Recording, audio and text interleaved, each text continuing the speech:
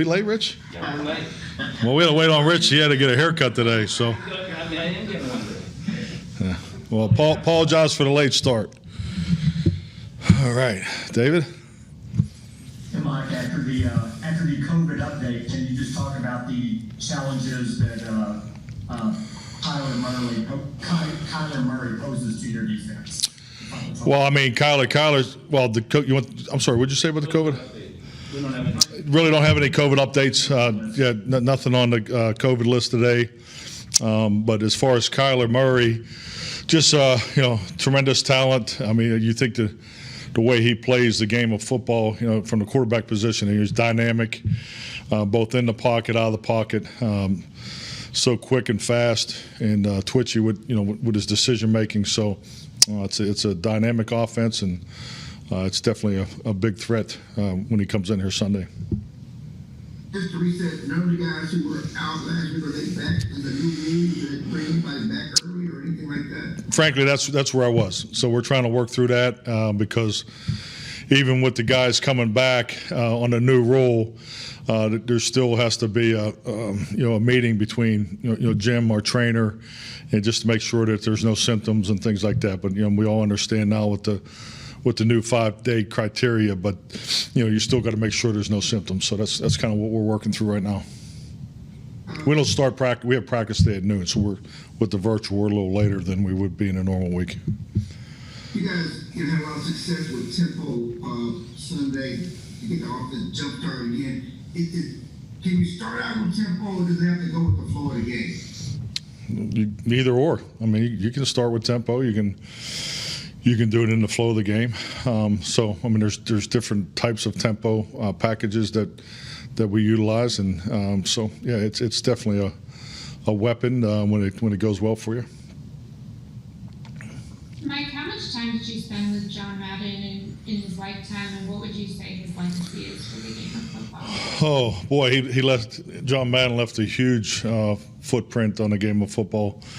I think like any coach or anybody in the NFL, you remember the first time you meet Coach Madden, and I remember had a chance to do a production meeting with him and Pat Summerall when I was with the Saints, New Orleans Saints as offensive coordinator, and still today, it's a production meeting you never forget. You're sitting in a room with these two legends, but Coach Madden would ask you a significant amount of questions, a lot of very detailed questions about your fourth receiver, who's your third tackle, and it almost got to a point where you felt like you were in an interview. So just extremely detailed. You can see why he was so great at what he did in the broadcasting booth, because his preparation was unparalleled. But then later in my head coaching career, I had the privilege of being on the Madden coaches committee, and that was really cool because you could get to hear his passion for the game of football. There's always topics that would come up, whether it was the way the game was trending, and I can remember particularly after I think it was the 2011 CBA, where because he's an old offensive line coach, so he had such a strong passion for offensive line play, and he just felt that the offensive linemen were at such a disadvantage because they weren't able to train in the off-season program because just to be able to do all that work without any pads and so forth. So I mean, he just his passion and his detail for the game of football was unparalleled. So as just to be part of that and just to be able to hear his input and all that was truly a privilege. Mike, with Frank Bernard's injury, how hard is it to go find a linebacker at this time of year? That a guy that's either in shape, knows what you want to do. What's that process like? Excellent question. It's part of the process of our personnel department. So they're always looking, at those types of things position wise. But we're really also trusting our roster development. So we have guys here in the building, so that we'll continue to work, whether it's special teams or diversifying how we fill that void there, and obviously at the linebacker position. So, it's something you continue to work through. And but once again, we have a number of guys here. We feel really good about our practice squad guys, and but it's it's really part of that grind that you have to be on top of. So. Do you need a linebacker just for numbers' sake in your mind? Yeah, definitely. I mean, we're definitely looking at guys, and may have a prospect here showing up real quickly. I got two real quick. How much do you expect Tyron to do today or even this week?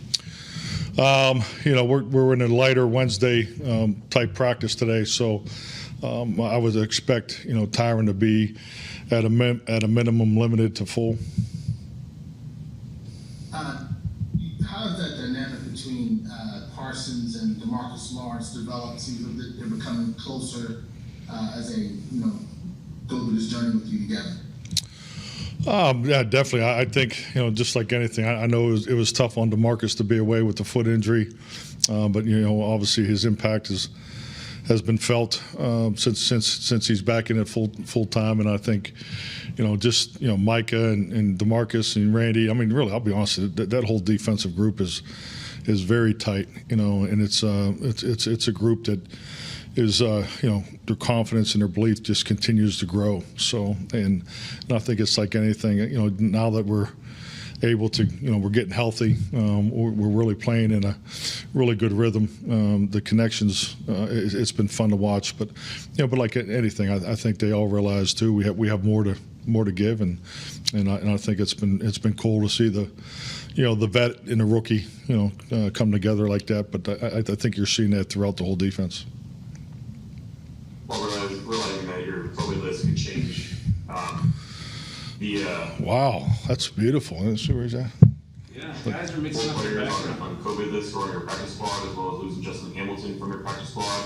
How, if at all, does it change practice when you lock in 4 players on the COVID list and losing one with Hamilton? Not today, Michael. I think we'll be fine today because of the mode we're in. We'll be in shells tomorrow, so that'll be the challenge more in the look teams. So I mean, it's just more guys will have to roll around. But yeah, I don't think we have a workload capacity challenge there. We still feel good about our numbers to execute and have a very effective practice. Mike, you guys went virtual kind of preemptively a little while back. As the numbers keep going up, is the routine that you all are in on that pretty set, or have you had to continue to kind of tweak it and things like that? Frankly, just keep watching the science of this and the protocols, and the goal is to get back together, even if within the protocols, even if it's with the social distancing and so forth, and as we did last year. I think our facility gives us flexibility because we do have the space and the square footage. So the goal would be eventually maybe to get back to that next week, but we'll see how it goes this week.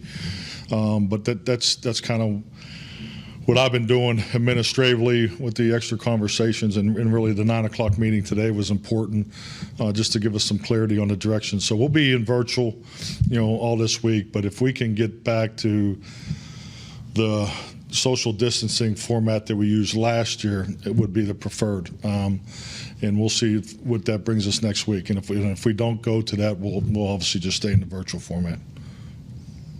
And have you all felt the need to isolate or separate, like quarterbacks, for example, as sort of an extra caution, or any other position groups? I mean, we've talked about the different scenarios, but I think frankly, being in the virtual format that we've been in, and just seeing our numbers. I mean, Jim Mauer's done an outstanding job. I mean, he's our point person on all the COVID protocols, and the communication with the players and so forth. So I'm hoping that it's these last 2 weeks, the way our numbers in particular have gone, that hopefully we're in front of this challenge. So, but yes, I mean, as far as any sign of like Will Greer had a sniffle, so we put him out of the room, virtually. So yeah, so we're very cognizant of the position groups and just being smart with everybody. But it's really the personal focus is the most important. You know, I think what we're doing here, as far as our time together, you know, outside of being on the practice field, you know, the locker room is, you know, the way it's set up. You know, I feel like we're doing a really good job here, but, you know, it's everybody's personal space, and I think our guys have done an excellent job with the family and friends testing and trying to make their home space as safe as possible. Mike, I know you mentioned earlier about what you like or you've noticed about Kyler Murray. I was wondering, how much are you looking forward to see your defense go against a player like Kyler Murray? He's obviously on a different level than the quarterbacks you faced recently, and he's more of a quarterback like what you're going to see in the postseason. Just how much are you looking forward to seeing how you guys match up against a guy like that? Yeah, I think the key word you said was postseason. I mean, this is a postseason football team, and he's a postseason, you know, caliber quarterback. I mean, he's dynamic. He brings, you know, a unique challenge because of his ability to move and throw the ball to any, you know, quadrant of the field. So, and has such a quick release and can really spin it. So, and that's, you know, this is what, you know, it's January. So it's January football, and these are the kind of games that are privileged to play in. But this is what we've been working for since April. So that time's upon us, and I know, you know, to a man, we're excited about this opportunity. This is opportunity to get to 12 wins, and, you know, they're fighting for advancement in the playoff seeds, and it's no different for us. So I think it'll be a heck of a contest Sunday. In reviewing tape this week and looking at Luke Baker, his versatility, the ability to make plays on the ball, much more in the pass game, what stands out and makes him one of the best defenders in the NFL? Okay, did you? Buda Baker, yeah, dynamic. I think his, you know, really his ability. I would maybe call him the X factor of their defense. You know, I think his ability to pressure, plays with, you know, tremendous energy. You know, they got a number of guys that really do a great job of ball extraction, taking the ball away. You know, anticipation on the interceptions. You know, particularly the way they match coverages. But you know, both their safeties I think are impressive. But you know, I would definitely say Baker is an impact player. Mike, now that Jacksonville has reached out and gotten permission for Kellen Moore and Dan Quinn, can you talk a little bit about how they'll handle their responsibilities this week? And I know you mentioned earlier about an interview you would prefer to be after a Thursday. Just kind of where that stands to your understanding. Yeah, definitely. I mean, just a little conversation I've had, and it's frankly, I think these questions are better suited for Dan and Kellen, but you know, I think as long as, you know, common sense, and I think that's definitely in place here. So, you know, they're both been working the same hours and are committed to the game plan and so forth. And, you know, in whatever time is designated, I'm sure it'll be in the common sense mode. And you know, if it takes place and as we move forward, and I'm sure this won't be the first time we're talking about it, but you know, the specifics of it, I think that's more for Dan and Kellen to talk about. But you know, I don't think it's, you know, I don't see this being any type of interference in our preparation. The Colts have a lot of success working against the Cardinals last week. Is there running games at this point where you can use that as a weapon in the pro game? Well, we've looked at all the games. I mean, I thought it was very impressive what the Colts did in that game, especially, you know, a number of guys that lost going in the game, and then, you know, to lose a couple more during the game. So, yeah, definitely. I think it's important, really, both the run and the pass, and probably protection even more so because of the amount of scheme. I mean, we're going to see the different personnel groupings defensively. They play an extra linebacker, 3-4 package that, you know, we haven't seen in a while.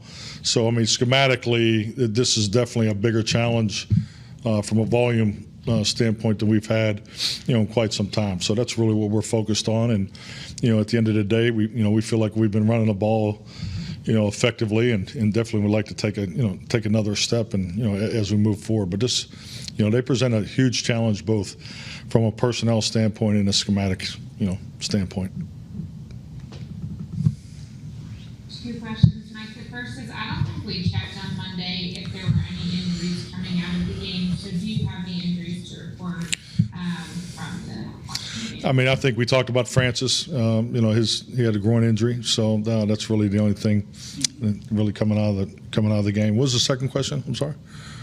And the second question is, I know you talked about Kyler's ability to escape the pocket and extend the play. how is he similar or different than some of the other quarterbacks you guys have faced who can do that? Well, I think like anything, I think him and Cliff, the schemes that they do run, the ability to go up tempo, but I mean his extended play tape is pretty dramatic. I mean, we had one today where we showed it was 13 seconds. So I mean and he can run, but he's even quicker. But also what's so impressive is the ability to make the throws from different arm slots, different body positions, and he can really spin it. So everybody's alive. This is definitely going to be a space challenge in which we're excited about. He's definitely unique in his ability to move, but he can still make any throw in the book. Mike, I got two for you as well. Back on John Madden for a second. Do you think your players know him as a coach? Do they remember him at all as a coach? As a coach, well, that's a great question. But I would say they do because our players, and I think it's today's NFL. These guys are very much in tune with history, and anytime there's an old nostalgic movie or something like that, I'm definitely surprised on how many guys do know. But yeah, I definitely would think they'd recognize Coach Madden as the former Raiders coach. And my last one for you is with your quality control guys. Have you started to have them looking at playoff teams yet to get early breakdowns on who you may or may be playing? Yeah, definitely. I mean, that's definitely part of it, and Ben McAdoo is also part of that process too. So our future reports, and we're definitely be getting them cranked up here this week and next week. Okay. Thank you, guys. All right. Thank you.